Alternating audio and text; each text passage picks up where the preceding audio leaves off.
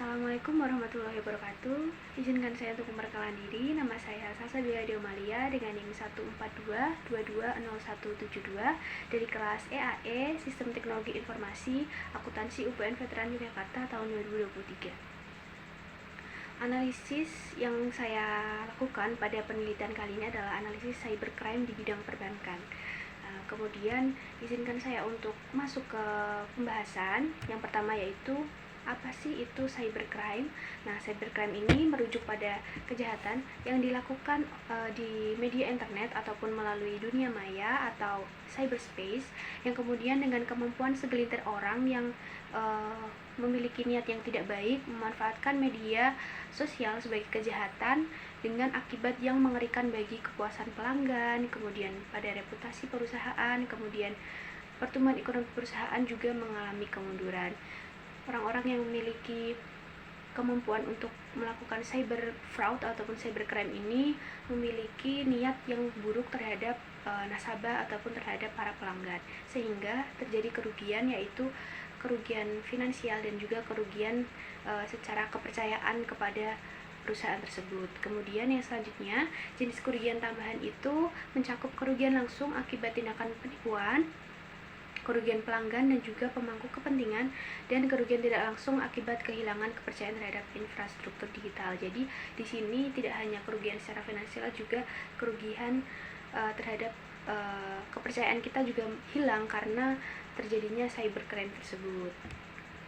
Next, ke slide selanjutnya adalah pengertian mengenai perbankan. Nah, bank sendiri merupakan salah satu lembaga ekonomi yang memiliki dua tugas utama.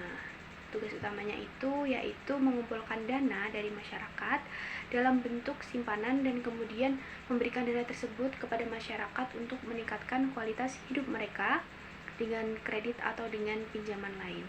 Nah, bank di sini bertugas sebagai pengatur jalannya roda perekonomian dengan menyimpan uang, kemudian mengatur perputaran uang yang ada di Indonesia, sehingga bank ini mencegah terjadinya inflasi. Bahkan bank ini juga secara universal kita ketahui dalam lingkup internasional juga dapat mengatur dan mengendalikan laju inflasi dan juga pertumbuhan ekonomi yang ada di dunia internasional. Kemudian dengan potensi yang besar ini, bank rentan terhadap penyalahgunaan kekuasaan karena merupakan tempat perputaran uang. Dengan potensi yang besar itu, pelanggan juga perlu memperhatikan dengan seksama terkait dengan kegiatan operasional, dan juga bank perlu memberikan ekstra perhatian juga tentang bagaimana proteksi yang paling efektif dalam upaya mencegah terjadinya kecurangan atau kejahatan yang dilakukan oleh oknum yang tidak bertanggung jawab. Dengan adanya perhatian yang lebih ini, diharapkan bank dapat memberikan layanan yang lebih optimal kepada para nasabah sehingga meminimalkan terjadinya cybercrime. Nah, cybercrime ini termasuk ke kejahatan elit. Kejahatan elit adalah kejahatan yang dilakukan oleh segelintir orang dan tidak semua orang bisa melakukannya, karena kejahatan elit ini berangsur-angsur semakin membaik dalam hal yang buruk. Di sini maksudnya adalah seiring dengan berjalannya teknologi, berjalannya perkembangan teknologi, cybercrime ini dilakukan oleh beberapa oknum yang memiliki kepintaran ataupun kemampuan, sehingga kejahatan ini tidak dilakukan oleh orang-orang yang biasa-biasa saja, sehingga pelakunya pasti orang yang memiliki kemampuan dan ilmu. Kejahatan ini tidak dilakukan oleh orang-orang yang menggunakan kejahatan secara fisik. Nah, kejahatan ini dilakukan secara otak ataupun menggunakan taktik seperti itu. Selanjutnya, di sini saya melakukan metode analisis data. Analisis data ini saya memilih analisis data sekunder, yang mana saya mengambil beberapa jurnal yang sudah dipublikasikan melalui laman online, yaitu saya mengambil beberapa dari ResearchGate dan juga beberapa artikel dari laman lain seperti itu. Analisis data sekunder menggunakan jurnal yang merupakan pendekatan yang memanfaatkan data yang telah dikumpulkan dan dipublikasikan oleh peneliti atau penulis dalam suatu jurnal ilmiah. Dengan melakukan analisis data sekunder dengan cermat, peneliti dapat memanfaatkan pengetahuan yang ada dalam literatur ilmiah untuk mendukung atau melengkapi penelitian mereka sendiri. Nah, karena di sini adalah scientific project yang menggunakan jurnal-jurnal ilmiah, saya menganalisis jurnal-jurnal ini menjadi suatu kesimpulan dan suatu opini yang saya simpulkan dari beberapa penelitian terdahulu. Saya menggunakan beberapa penelitian dari Afrika, jurnal Afrika, yaitu cyber fraud yang ada di perbankan di Afrika, kemudian perbankan yang ada di Indonesia juga. Kemudian saya juga menggunakan beberapa jurnal mengenai cybercrime, khususnya pada kejahatan-kejahatan yang dilakukan seperti phishing, carding, dan lain sebagainya. Saya mengumpulkan penelitian tersebut, kemudian menggunakan data tersebut untuk membuat kesimpulan pada analisis data saya, yaitu data mengenai cyber fraud yang ada di perbankan. Selanjutnya adalah analisis. Nah, analisis yang telah saya peroleh yaitu kejahatan yang dilakukan di perbankan ini terdapat dua jenis. Yang pertama adalah carding dan yang kedua adalah cracking. Nah, umumnya ini dilakukan oleh orang-orang yang memiliki kemampuan tersendiri. Nah, carding itu apa sih? Carding adalah kegiatan berbelanja namun dengan menggunakan kartu kredit nasabah lain. Nah, kejahatan ini merupakan kejahatan yang umumnya dilakukan dengan mencuri data melalui internet. Istilah untuk pelaku kejahatan ini adalah carder dan cyber fraud atau penipuan secara online. Nah, ini dilakukan secara online oleh beberapa pihak yang memiliki kemampuan tersendiri untuk melakukannya. Nah, yang kedua adalah cracking. Cracking adalah kegiatan pembajakan dengan tujuan untuk kejahatan. Nah, cracking ini juga memiliki sebutan lain, yaitu hacker bertopi hitam atau cracker, seperti yang saya jelaskan tadi. Berbeda dengan carder yang hanya melihat kartu kredit dan menggunakan kartu kredit itu untuk berbelanja, kegiatan cracking yang dilakukan oleh cracker ini melihat uang klien di banyak bank atau pusat data sensitif lainnya untuk keuntungan diri sendiri. Nah, hal ini tentunya lebih parah lagi daripada carding, namun kedua kejahatan ini merupakan kejahatan yang tidak baik seperti itu.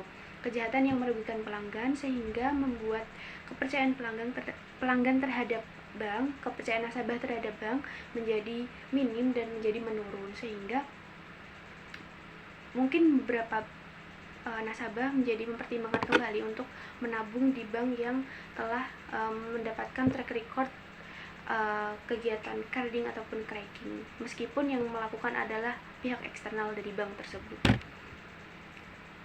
Selanjutnya, ciri-ciri dari cybercrime.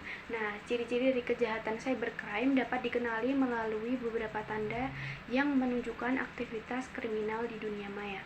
Tindakan ini seringkali dilakukan oleh pelaku yang memiliki pemahaman mendalam tentang teknologi dan jaringan komputer. Nah, tidak jarang pelaku ini juga merupakan orang-orang yang sudah memiliki ilmu ataupun orang-orang yang terdidik, mungkin dalam keadaan yang mendesak, jadi mereka melakukan kejahatan ini. Meskipun begitu, kejahatan ini tetap tidak boleh dilakukan karena melanggar etika bisnis yang ada di dunia ataupun di Indonesia. Mereka dapat mengakses data secara ilegal, meretas sistem keamanan, dan menggunakan teknik phishing untuk mencuri informasi pribadi.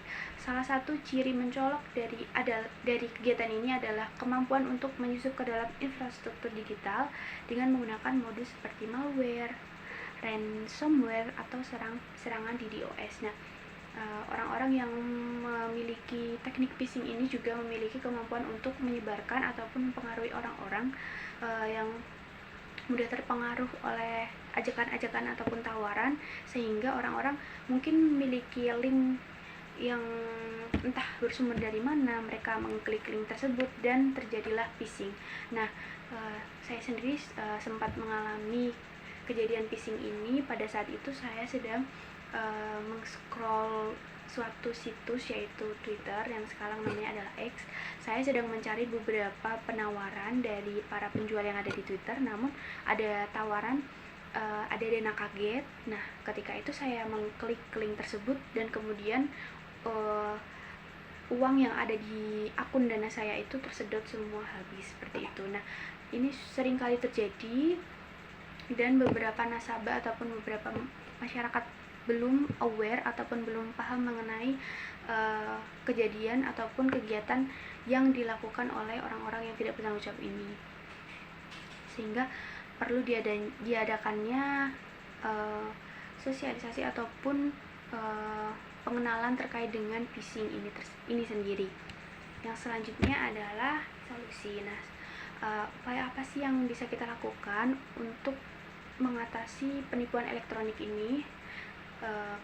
Nah, upayanya adalah kesadaran dan edukasi pelanggan yang paling efektif. Seperti yang saya jelaskan sebelumnya, para pelanggan ini perlu untuk memiliki kesadaran dan juga ilmu mengenai phishing ataupun kejahatan cybercrime yang ada di dunia ataupun di Indonesia. Nah, cybercrime ini sudah seharusnya diperkenalkan ataupun diedukasikan kepada masyarakat sejak dini, karena kita sedang hidup ataupun mengalami era 4.0 yang mana kita menggunakan internet sebagai sarana kita berkomunikasi dan juga berkegiatan sehari-hari. Pemangku kepentingan lainnya seperti pemerintah, dunia usaha, kelompok konsumen, penjaga keuangan dalam sistem jasa keuangan juga harus menempatkan dan meningkatkan tekad kolaboratif dalam pemberian edukasi dan kesadaran nasabah. Pendidikan nasabah tentang cara membantu mencegah penipuan perbankan online hanyalah salah satu unsur dari penipuan bank. Nah, cara untuk mencegah penipuan perbankan online ini adalah salah satunya memberikan edukasi dan juga memberikan perlindungan kepada nasabah yang telah mengalami ataupun belum mengalami kejadian tersebut, sehingga nasabah merasa lebih aman dan juga nasabah merasa lebih nyaman dalam menyimpan uangnya, terkhusus adalah di bank. Selanjutnya adalah pencegahan. Nah, pencegahan yang dilakukan itu dalam mengurangi risiko cyber fraud adalah beberapa proses bisnis internal yang telah diidentifikasi mencakup pengembangan strategi untuk mencapai efektivitas rotasi staf, kerjasama dengan aparat keamanan, pemangku kepentingan lainnya, audit internal, serta penerapan kontrol digital terhadap struktur perbankan. Sebenarnya kegiatan cyber fraud ini juga dapat dilakukan oleh pihak internal dari perbankan tersebut, sehingga perlu diadakannya kerjasama yang efektif antara aparat keamanan, kemudian pemangku kepentingan, kemudian juga audit internal dan juga penerapan kontrol digital terhadap suatu perbankan tersebut harus dilakukan secara terus-menerus dan juga dilakukan secara efektif, sehingga kegiatan ataupun kejahatan yang dilakukan oleh para oknum yang tidak bertanggung jawab ini dapat diminimalisir terjadi, dan juga proteksi dari perbankan sendiri memiliki tingkat yang tinggi dan juga dapat melindungi dana ataupun uang yang ada di bank, dan kepercayaan nasabah terhadap bank tersebut dapat tetap baik dan juga semakin meningkat. Kita sampai pada akhir dari pembahasan mengenai cybercrime ataupun cyber fraud ini, yaitu kita mencapai kesimpulan. Nah, kesimpulannya adalah langkah-langkah untuk mencegah dan mengatasi masalah ini perlu diambil secara bersama-sama guna menjaga integritas dan keamanan sistem perbankan serta memperkuat kepercayaan dari masyarakat. Kejahatan cybercrime merupakan aktivitas ilegal yang dilakukan melalui komputer ataupun jaringan, mencakup berbagai tindakan seperti penipuan elektronik, perawatan seksual, mungkin ini yang dimaksud adalah penyelewengan ataupun penyimpangan seksual elektronik, dan juga serangan terhadap sistem keamanan, sehingga cybercrime ini tidak mencakup hanya pada sektor perbankan, sektor keuangan, ataupun sektor transaksi digital yang lainnya seperti Dana, GoPay, dan lain sebagainya, tetapi sebenarnya cybercrime ini juga mencakup pada aspek-aspek lain, aspek sosial,